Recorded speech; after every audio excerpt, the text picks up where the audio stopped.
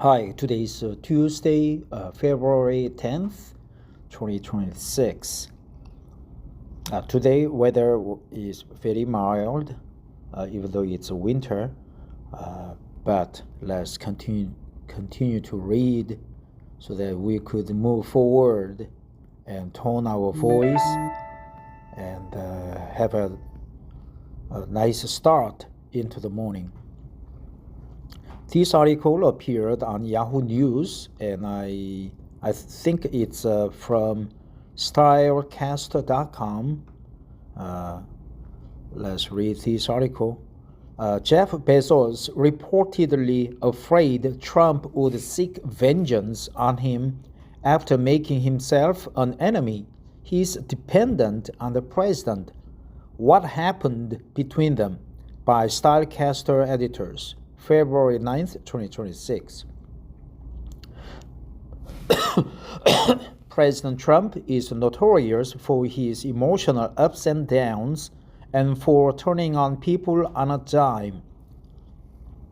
So it's not surprising that someone like Jeff Bezos would be trying hard to stay in the president's good graces.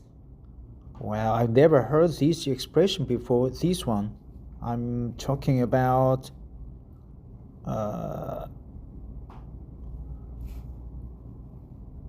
oops.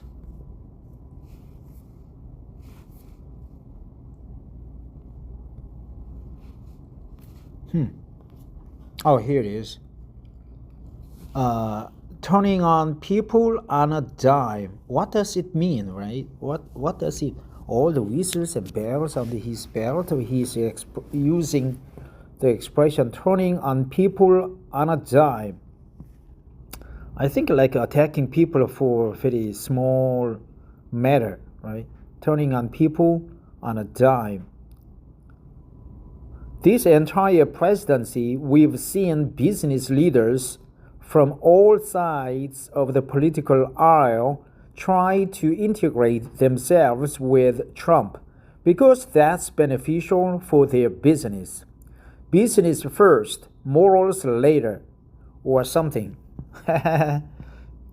Business first, morals later. Business first and morals later.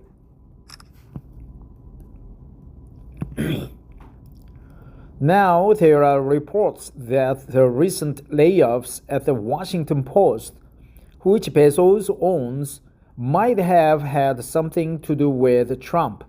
Martin Barron, former executive editor of the Post, told Jen Psaki on the briefing that the layoffs were related to Trump. Layoffs, right? Bezos owns the Washington Post. According to Barron, who joined the Washington Post in 2013, it was a great news organization then, even if it had faced many challenges. Bezos acquired the paper about a year after I had been there. He invested. He spoke on behalf of the mission of the Post.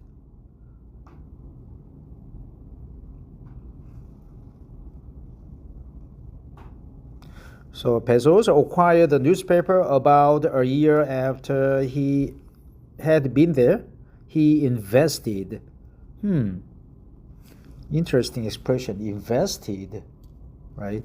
Invested. Invested in what? So it obviously is not like a capital investment. He spoke on behalf of the mission of the Post. He spoke on behalf of the mission of the press in this country.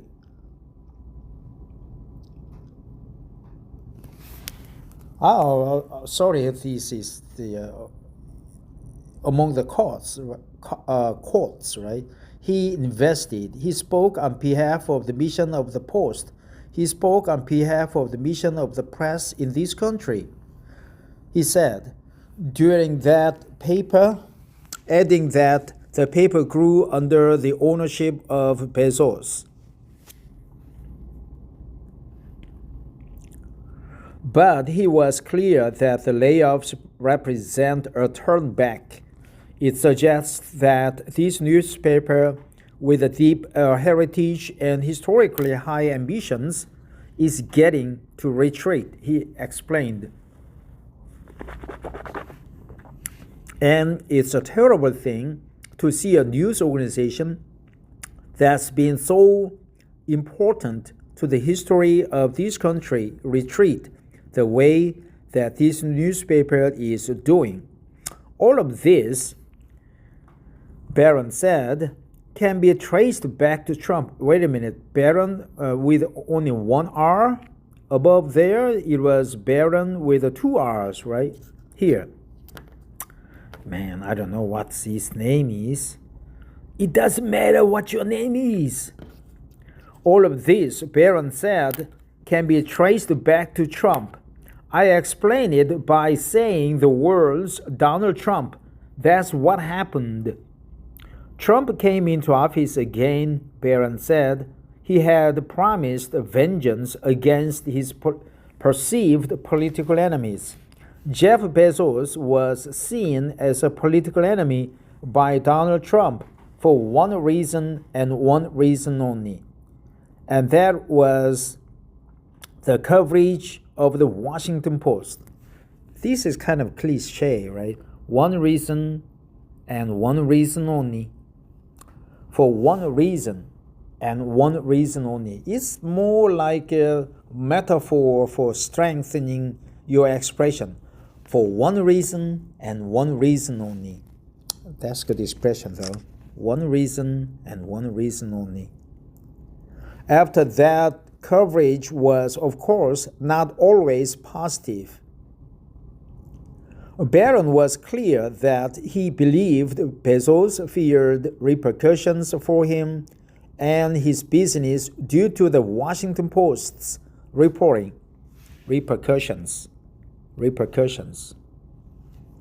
When Trump returned to the White House, Barron said he believed Bezos was afraid the administration would target him and his other businesses for the Post's journalism.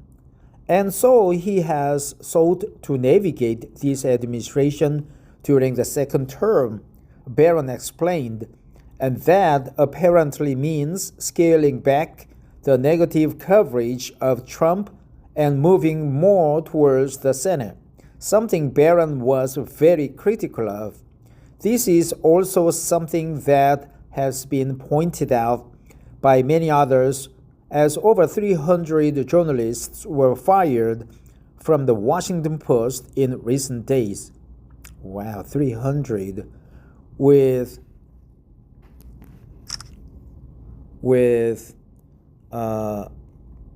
entirety of the books and sports section and most of its international coverage being shut down. With the entirety of the books and sports section and most of its international coverage being shut down. This is a newspaper that has prided itself on its independence, and the behavior of Jeff Bezos has suggested to the readers that he is not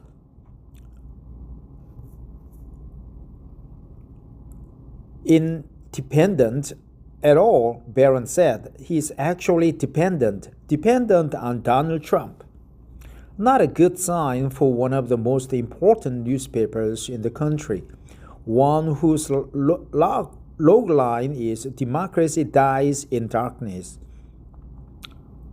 What is logline? Right? They've heard of the word. I know byline, right?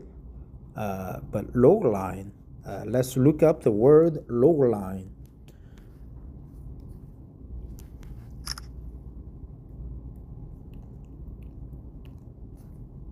Yeah.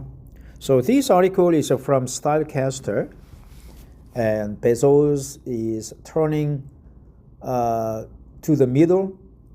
He fired more than 300 journalists. He feared for repercussions for him and his business from Donald Trump. Repercussions. And what else?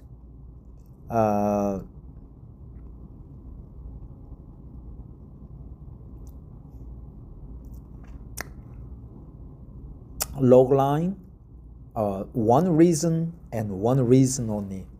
One reason and one reason only. Logline. So I'll go back and look up the words. Logline, repercussions, one reason and one reason only, turning on people on a dime. Business first, morals later. Business first, morals later. Turning on people on a dime. So, for example,